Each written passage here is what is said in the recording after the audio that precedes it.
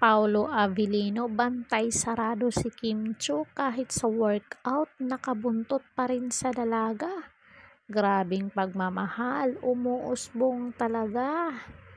In love talaga itong si Paulo.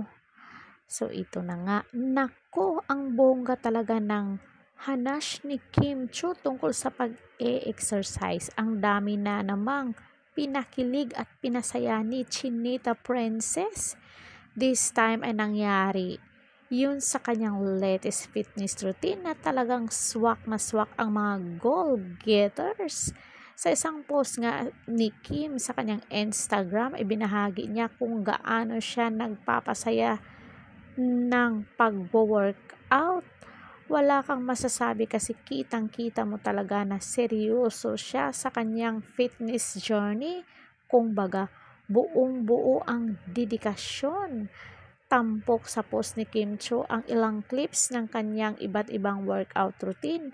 May cardio, may strength training at meron ding pang flexibility. Kaya pala ang fit itong si Kim Chiu at hindi siya tumatanda bumabata siya. Ang saya, parang gusto mo na ring mag-workout right after mo mapanood ang video ni Kim. Talagang certified fitspiration si Kim. Hindi lang basta physical fitness ang tinutukan ni Kim, kundi pati na rin ang mental health.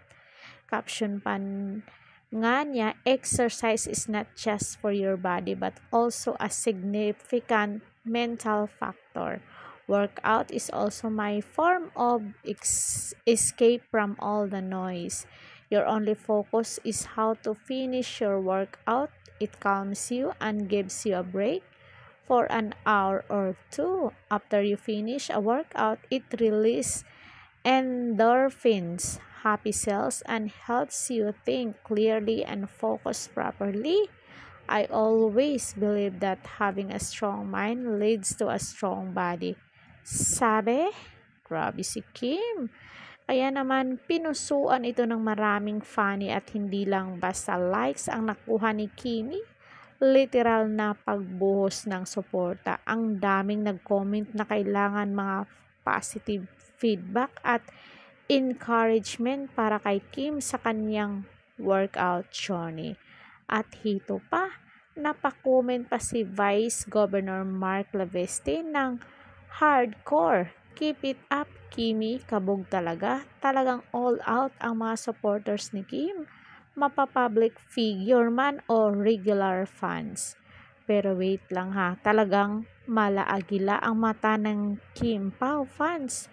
Dahil hagip na hagip nila si Paulo Avellino sa ilang clips ni Kimi. Parang uurot nga ng ilan. Mukhang may rason daw talaga kung bakit tudungiti si Kim habang nagwo-workout. Kilig to the bones. Kim Pao, grabe ha. Nakita niyo talaga mga fans ng Kim Pao. Kahit ano pa man ang dahilan ng mga ngiti ni Kim. Whether dahil sa workout alone o dahil kay Paulo, hindi natin maitatanggi ang hatid niyang inspiration, lalo na sa mga humahanga sa kanya. Pero aminin, kung si Pao nga talaga ang dahilan ng extra happiness ni Kim, kakilig to the max, di ba? Syempre, si Kim masaya siya sa love team nila ni Pao. Nakikita natin yan. So, abangan natin ang susunod na kabanata. Pero sa ngayon, workout muna tayo with Kimi as our fitspiration. So, ano masasabi nyo dito, mga marites?